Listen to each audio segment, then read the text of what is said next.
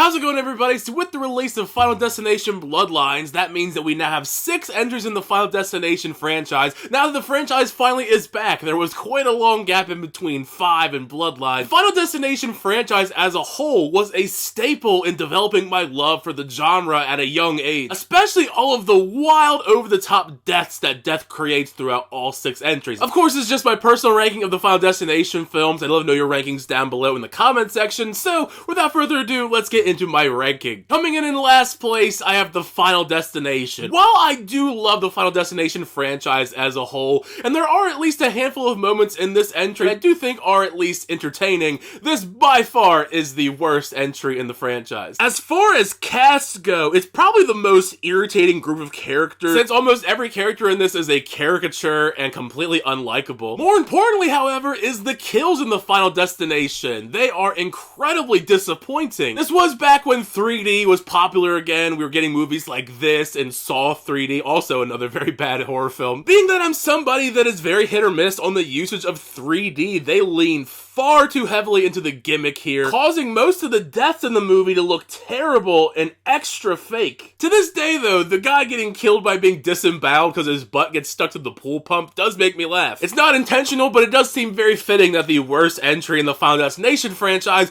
is the one that didn't have Tony Todd in it. In 5th place, I have Final Destination Bloodlines. Though this may seem like a low placement for the new entry, every entry from here on out are ones that I really like. Bloodlines essentially does exactly what you want, making a new entry in a franchise after 14 years. The concept within the story following Death going after a family is one that I found particularly engaging compared to a lot of the usual run-of-the-mill plots in these Final Destination films. Plus, they had a good amount of time to think up crazy over-the-top kills, and they deliver on those in spades. The kills in Bloodlines are nuts. The spark of gruesome, bloody creativity shines the most in that category, while paying homage to previous Final Destination films while finding interesting new ways to shock audiences and traumatize them effectively. There's always at least something in every Final Destination movie that has me worried in my everyday life, and the one in Bloodlines definitely is the MRI machine death, which you'll definitely know when you see it when you check out the film. Plus, it goes without saying, but Tony Todd's sequence in Bloodlines is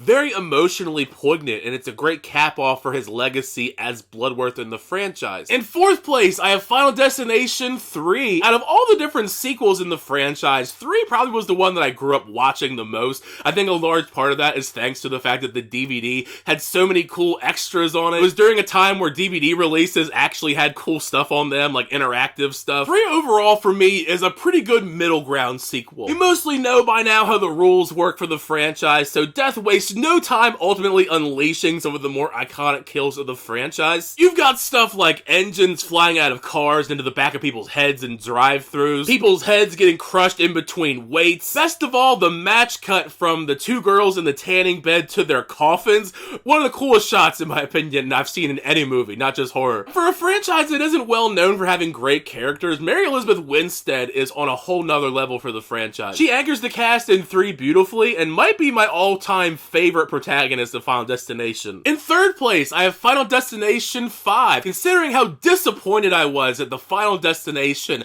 I've always been shocked how much I love the 5th entry. In general, the overall plot is pretty great, with some nice character work from the leads, while even throwing in Peter having a sort of heel turn. In a way, it almost felt like there was a human antagonist besides Death running around trying to creatively kill everyone. Some of the kills in 5 also are all-timers, unlocking fears for other things, like LASIK eye surgery. I'm not a gymnast of any kind, so this is nothing I ever have to worry about, but the balance beam death is incredibly gnarly. I still remember to this day how those commercials for Final Destination 5 would always cut away right before she lands on the ground. Most iconic of all is the big twist for Final Destination 5 that I'm going to be talking about. If you have not seen this movie, you've had 14 years, so I'm going to spoil the ending. It's the fact that this whole entire time, the 5th film was a prequel to the original Final Destination. One of the most brilliantly executed twists that I don't think most people saw coming. I certainly didn't when I saw it in theaters. I think that is just a really cool aspect to this film, that it really just pulls the rug out from underneath of you for a shocking, dark conclusion. In my runner-up spot, I have the original Final Destination. This movie is now 25 years old. I feel decrepit just saying that out loud. But in my opinion, Final Destination still holds up quite well after all of these years. What initially started as an X-Files script turned out to be this incredibly fun, creative, unique franchise. In the realm of horror, what sets Final Destination apart is how the franchise operates in this incredibly unique space, orchestrating fantastic tension, and compared to your usual horror film where there's like a killer running around, a monster, etc., instead, it's just literally death. Death is going to do anything he can to collect on that, which for the fun of us as an audience is watching Death create elaborate methods to kill everyone. A method that is equal parts nerve-wracking, but also fun to watch because it keeps you guessing every single time on what ultimately is going to be killing somebody in these scenarios. While I do have one film ranked higher than this, which you can guess what it is by now, I do love the overall cast of the original the most. Sure, they're somewhat standard horror movie characters, but they all fit those archetypes perfectly, and really the movie is a great time capsule of early 2000s horror. In this time after Scream revived the genre, but before the Saws and Hostels would come around and it would be more torture-porn-esque, which we would see as the sequels went on for Final Destination, they got a lot more gory. Though Sean William Scott's death in the original is pretty gory too, to be fair. Coming in at number 1, I have Final Destination 2. Thanks to Final Destination laying a fantastic groundwork for a franchise, 2 is where I feel like what cemented many of those elements and rules and made the franchise iconic. Among all the inciting incidents, the massive freeway crash is my personal favorite. To this day, anytime I see a log truck on the highway,